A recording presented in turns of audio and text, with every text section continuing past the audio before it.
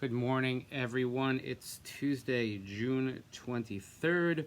Hope everybody's enjoying the hot and steamy weather outside. Please look below in the email and you'll see the information for our virtual journal, which is ongoing. It has begun. You'll also receive something soon via snail mail. It's something really exciting to look forward to. Go out to the mailbox and get some mail addressed to you.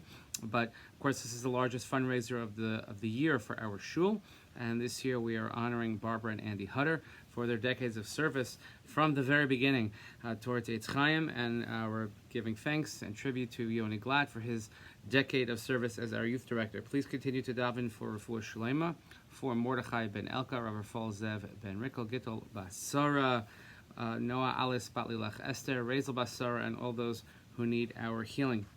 Also, we'll be having our women's shir this morning using the usual Zoom link, and we'll have our Gemara shir, our Talmud shir, also after davening this evening, both live. Again, both shirim are both going to be live and Zoom, so those who want to join us live in the tent, please join, and those who want to come via Zoom can please log on accordingly. We had a wonderful graduation celebration yesterday, and the weather was perfect for an ice cream party, as so many came out and they got their pictures. You'll see some of the pictures below, but got their pictures taken and celebrating our graduates. And we couldn't do our usual kiddish format, which we would, so we're just trying to work on the fly, as it were. And I want to thank our sponsors, and our video today is in honor of our sponsors of the graduation party yesterday: Michael Friedman and Etty Steinberg, Gina and Brian Godofsky, Diane and Herbie Mautner, and Julie and Jonathan Schwartz. Thank you so much for sponsoring our celebration yesterday. And this Dvar Torah and this video today is sponsored in honor of you. So one good turn begets another. And I'm going to do something completely different today. Actually, we're going to discuss a halachic concept. A simple halacha, but something that I was thinking of yesterday. And of course, we know the Gemara tells us that we cannot have any benefit from this world without a blessing. It says, that if a person would take enjoyment from this world without making a blessing first, it's almost tantamount to stealing. So therefore, we always make what's called a birchas hanehenen. Before we eat something, before we put something in our mouth, we make a blessing to show that everything comes from Hashem, and we are recognizing that fact. So we know that different foods require different brachas, different blessings for different types of things. If I wash hamotzi, it usually covers almost everything, not everything, but almost everything in the meal.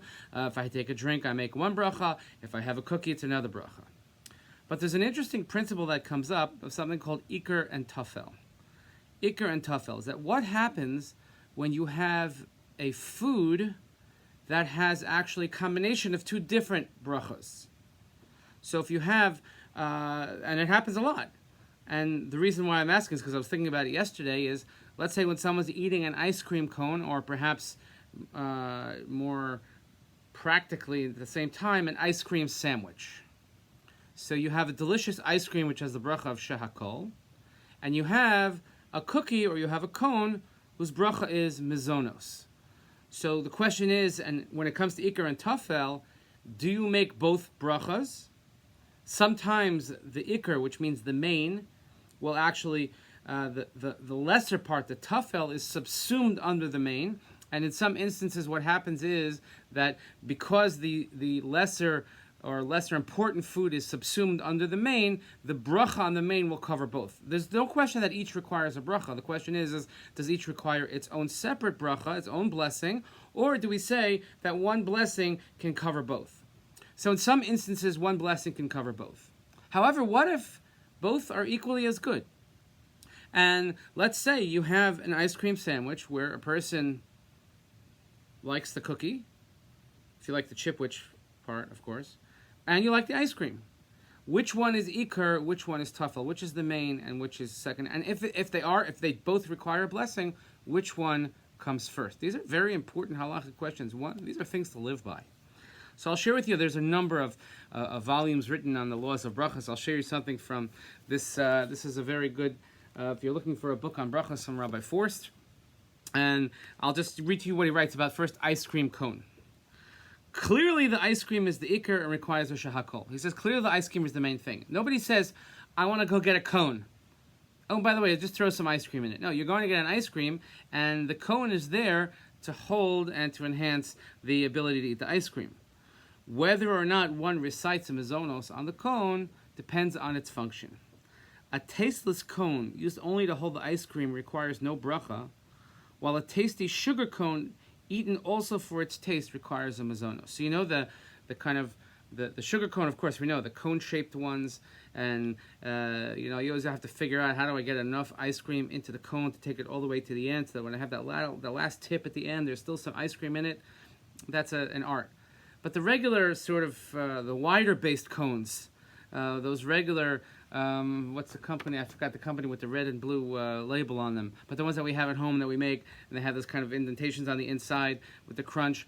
It could be, says Rabbi Forst, that maybe that doesn't require a bracha at all because that's merely a holder. And it's just also there, it's an also ran. But look what he writes about an ice cream sandwich. Ice cream sandwich to ice cream is without a doubt the ikar and requires a shahakol. Again, nobody just says, oh, I'll have a couple of wafers and throw some ice cream on. The biscuit, however, adds to the taste of the sandwich and requires a bracha. One says first a mazonos on the biscuit, followed by shahakol on the ice cream. And he actually quotes from Moshe Feinstein from Igros Moshe. It's an Orach Chaim Dalet, and it's Siman Mem Gimel. Igros Moshe adds, however, that if one has no desire for the wafer, no mazonos is necessary. Now, again, I don't know who eats an ice cream sandwich and doesn't have a desire for the wafer. You want both. But since you have both require a blessing. You have a mazonos and you have a shahakol. Mazonos will always come first. So you should take, again, this is a serious. You have a chipwich. Take a little bite of the cracker first, of the cookie first. You make a mazonos, take the cookie, then you make shahakol, and you eat the ice cream. These are words to live by. But again, think about where this question comes up. Let's say when one eats a bowl of cereal with milk, what blessing do you make? Do you make a blessing on the milk also? Like all these types of questions are part of Hilchos Brachos. I think that we can learn a lot from it also, is that in life, when we have ikar and tafel, when we have the main part, we have the secondary part, we have things that are subsumed onto other things that, our job in life is to prioritize, is that we have to decide which come first, what's the order of operations. I think that when we're celebrating our graduates who have learned so much at all their various stages of education, part of a good education also is learning how to prioritize. When I figure out assignments, when I figure out what I want to do in life, when I figure out what to tackle first, we have ikar and we have tafel. We hope that through our guidance and through their wonderful education that they receive, that our students really do understand not only the technical aspects, but also in a larger picture. They understand what's ikar and what's tafel. So again, I want to thank our families for sponsoring the celebration yesterday. We hope that everyone has a great, great summer, and we hope that we eat lots and lots of ice cream, and that you should tell it, especially the graduates, to tell the parents, I think we should go get ice cream because I want to see which bracha do I make. I have to see, do I really enjoy this cone, or is it just there to hold the ice cream? Do I like the biscuit as much as I like the ice cream? These are very important things. These are the things to say, what, the rabbi said, I have to go look. It's a halachic matter.